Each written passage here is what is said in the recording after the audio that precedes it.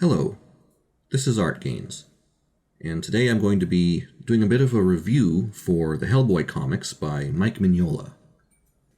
I first encountered the Hellboy comics, I think, in the mid-2000s, and what I thought when I first opened it up was, wow, this artwork is incredible, and I thought that it must be a comic book from the Silver Age of comics or something like that. I didn't really know a lot about comics at the time, but I had the impression that these comics were several decades old. They weren't really. They first appeared in, I think, 1994, but they had a certain timeless quality to them. Now, this style of artwork isn't really from the Silver Age of comics or any other age of comics. Actually, this is a very unique artwork style, which is unique to Mike Mignola. Mike Mignola both wrote the stories and drew the artwork, which is quite unusual for a Western comic book creator. Eventually, he started getting other people to draw the artwork, and many of them were very good, in my opinion. Some of them stayed with a style which was very similar to Mike Mignola. Others went in a different direction. And Mike Mignola tried to cater the story to the style of the artist. And I think it was very successful. But like I said, my own personal preference is for Mike Mignola's style and for those other artists, such as Duncan Fegredo. Apologies, I'm not sure how to pronounce that. Who mostly stuck to the way that to the artistic style or the design language of Mike Mignola.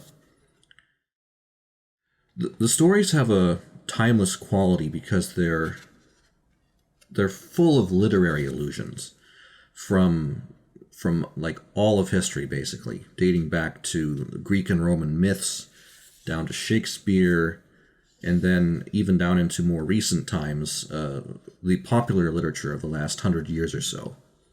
So what that means is that these stories have a broad range of settings and character types. For instance, there are Greek and Roman gods that make appearances.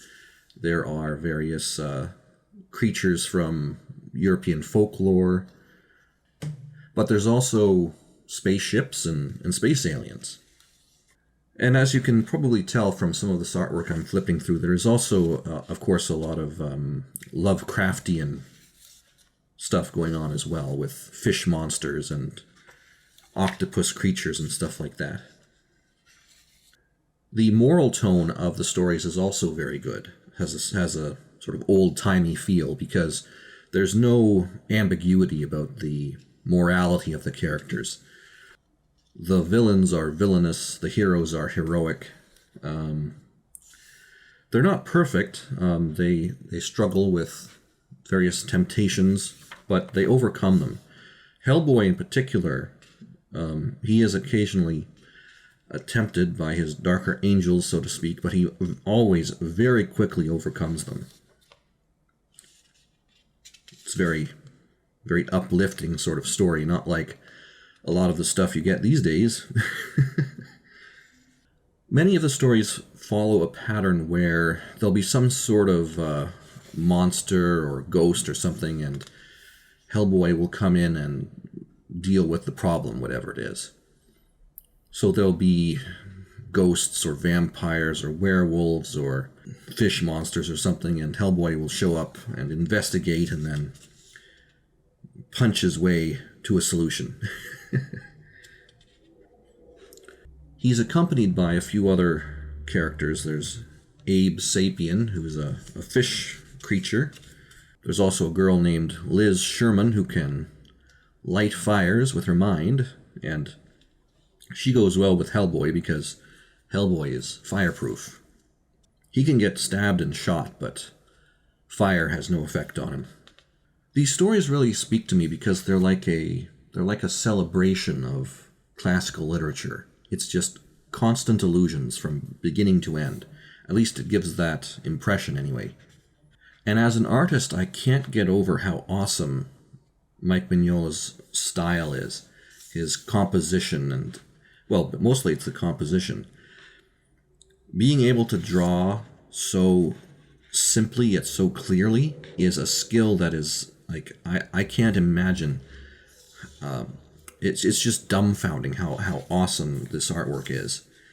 Mike Mignola was drawing comics for, at least for Marvel, I think back in the 80s. And if you look at his artwork from that time period, it looks very similar to, all the other comic books from that era.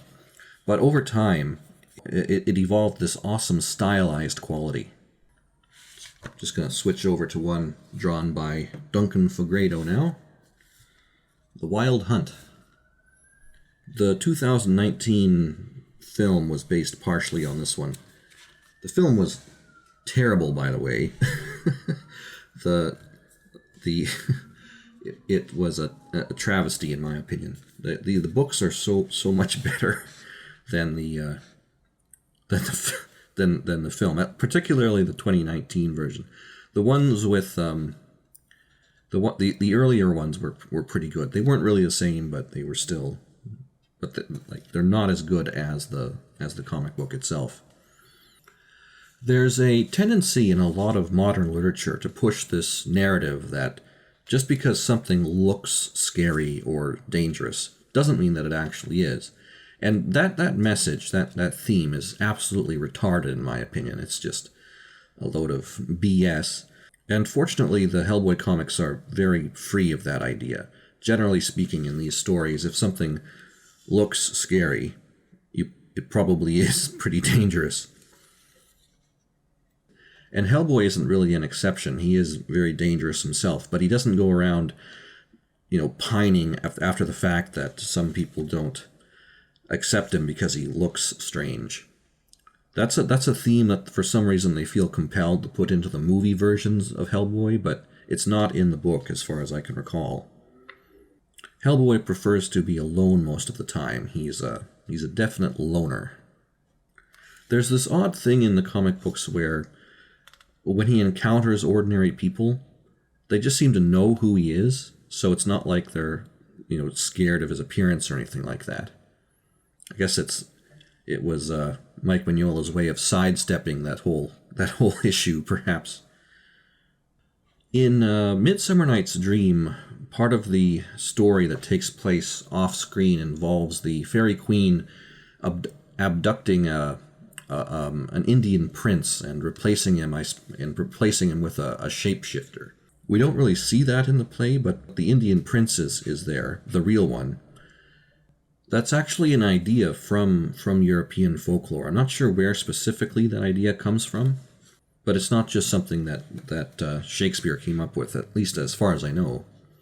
And there's a story in the Hellboy comics that's based on that idea. It involves this character here. I think he's called the Gruagach. He was left in the place of a human child and was supposed to take that child's place, but I think Hellboy rescued the real human child and sent him back to the fairy people. Here's some of the fairy or the night people stealing a baby. And Hellboy figured out that the Gruagach wasn't a real human baby by touching him with iron, because fairies are allergic to iron. But the Gruagach really is a tragic figure in these stories. Here he is taking on his true form in order to show himself to this human girl, but she's terrified of him, so he transforms himself into a bird, and he then gets eaten by a cat. It's very sad. And so he wanders in the dark wastes in solitude. Hellboy really falls into the category of the strong, silent hero type. He's sort of like Aragorn or James Bond or Tarzan or that sort of character. He's just keeps to himself, but is thrown into an absolute fury of rage when he witnesses evil, and he has to violently solve solve whatever the problem is, bash some skulls and that sort of thing. Incidentally, the violence, these stories are quite violent, but the artwork, as you can see, is highly stylized most of the time. So, like, here's Hellboy, he's got some sort of harpoon stuck through him, but he's, it's highly stylized. It's not like there's blood and viscera everywhere. That was one of the reasons why the 2019 film was so stupid. It was like, for some reason, they decided to transform this very stylized comic book into what was possibly the most gory film ever made. It was... I really didn't like that. Also, Hellboy keeps getting positions of leadership thrown at him, which he just rejects them. He has absolutely no interest for leading. He just wants to be left alone for the most part. In this story here, the knights of old England rise from their graves and try to crown Hellboy king because he's technically the last living descendant of King Arthur, but he's like, I don't have any interest in being king, so he just walks through them out into the forest, saying, sorry fellows, you've got the wrong guy. So, this has been a bit of an introduction to Hellboy. I don't really have a pattern for these videos yet. I'm sure one will emerge. But basically, I'm Art Games. I have various writing and artistic projects on the go. When they get closer to completion, I'll present them somehow. But until then, thank you for watching.